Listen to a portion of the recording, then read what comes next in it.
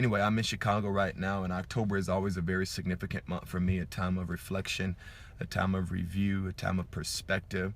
And I always take this month, probably for the last 9 or 10 years, I always kind of invest this month in myself, and invested in hearing what God is doing, seeing what God is doing, measuring where I am and where I've come from, and most of all, to becoming the thing that God is doing. And so that's what I'm doing, and that's where I am in the month of October. But it is a very, very, very exciting month. I will be giving you periscopes. I do realize I've been a bit negligent, and I'll try to fix that. But I'm really, really focusing and getting ready for whatever is next and whatever is coming down the plumb line in God. A part of me being able to lead effectively for all of my people, and all of our churches and all of that. Prophet Michelle, I love you too, is being able to take care of myself. And so that's what I do. If you are in Chicago, though, and you're a member of All Nations, everybody knows that All Nations is expected to be in the place Thursday and Friday for Prophetess Michelle McLean Walters event Thursday and Friday at our church, and the All Nations Worship Assembly, 7359 on South Chappelle. And I want you to be there. The registration is free. Thursday night, Friday night, it's impartation. Is going to be amazing, and everybody knows that she's the lioness. She does a great job with delivering the word of the Lord, and she has the mind of God. So I want you to go be a part of that All Nations. You know you need to be in the house, okay? So those are your instructions. All right, do me a favor and go ahead and share this. I want to talk to you about something very quickly, and I'm going to do some errands, but go ahead, share this. Thank you so much for those of you that are on. Yes, the World Changers Summit is going to be amazing. It's our annual gathering, our annual convocation, when all of our churches gather together. Those that I oversee, every All Nations campus, every Gate church is in Chicago at the latter part of October. So I pray that all of you are preparing for that. For more information, go to allnationswa.com.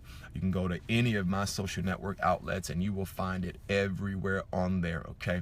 So that's important. If you are losing your connection, let me see if I can fix this and see if that helps you any better to come on in and get your connection. I saw Pastor Adrian Davis. I love you so dearly, spoiled one.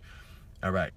I was reflecting on my life, my journey, my ministry story, and a part of what came to my mind was my very first sermon. When I told my great-great-grandfather, my maternal great-great-grandfather, in November of '99, that I was called by God to preach. We went into a series of events and a journey that would set me up to do and be all that I'm doing and being right now. If you're freezing, go back out and come back in. But I told my granddad, my great-great-granddad, we call him Papa, that I was called to preach. And I remembered this morning, as I was thinking about the stuff that the Lord has been whispering to me about in my own personal life, what I actually preached about the very first time I preached. And God has been talking to me very regularly about barriers, and things either invisibly or physically that stand in the way of our ability to get to the next level, the next phase, the next sphere, the next realm, the next level of effectiveness, or influence, or reach, or wisdom, or insight. He's been talking to me about revelatory deficiencies, and about why it's important for God to get you to know things that are uncommon to other people. You know, all advancement comes because somebody taps into what is normally ignored by another person. And all advancement, especially when it's aggressive, is made because some people see what other people do not see. And so he's been talking to me about barriers. And I realized today, while reflecting on that, definition barriers, influence barriers, he was just talking to me about the barriers he was calling me to cross and the barriers he was calling me to move over. He reminded me of what I came out the door preaching. My literal first sermon came out of Micah chapter 2, verse 13. I'll never forget, it was November the 30th, 1999. Micah chapter 2, verse 13, when it says, "The breaker has come up before them and has broken up and has passed through the gate. The very first thing that came out of my mouth was preaching against barriers and preaching that God was a breaker, that the Spirit of God was a breaking spirit. And in my own life, the Lord has been revealing to me how he has built me to break. And he has built me as a man, as a ministry, to carry the power of God in me that is inclined towards breaking things. And when God builds you and structures you that way, you cannot be easily broken.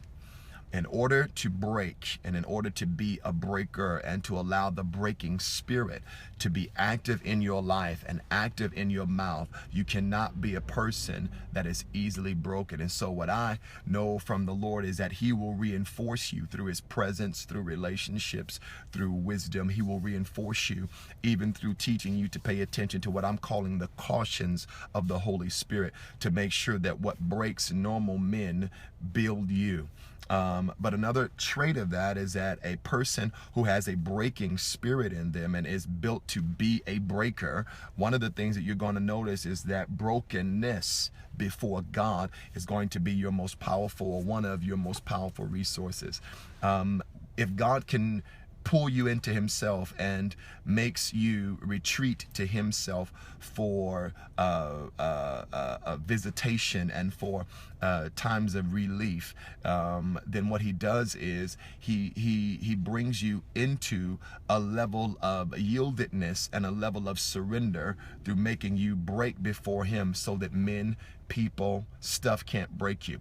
If you take the initiative to respond to God, David said, thy face, when you said seek my face, my heart said, thy face, oh God, will I seek. If you be broken, if you become broken before the Lord, then it almost becomes virtually impossible for people to break you because you've already experienced it yet, and you can't get double jeopardy. So when you break yourself and allow his strength to be made perfect in your weakness, then what happens is you become immune to the things that normally break other men, psychologically, spiritually, emotionally, or otherwise. So God is talking to me about barriers, and I'm probably going to be sharing quite a bit with you over the next several days about barrier breaking, because I just sense that God is in the mood to break barriers and to cross culturally. He's been talking to me about some of the new things and the next things he wants out of my life, and a lot of them are going to require the breaking of barriers, and are going to require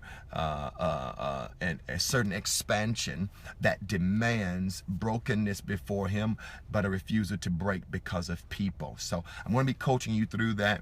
God is calling you to break barriers in your relationships, in your money, break barriers, limitations, plateaus, levels and limits and layers in your influence, in your reach, in your articulation, in your comprehension, in your understanding, in your retention. He is calling you to break barriers, and and it's a science to it. You have to be willing to face things you hadn't normally face, and you have to be willing to bear the price and the consequence of being a barrier breaker, because they're never celebrated.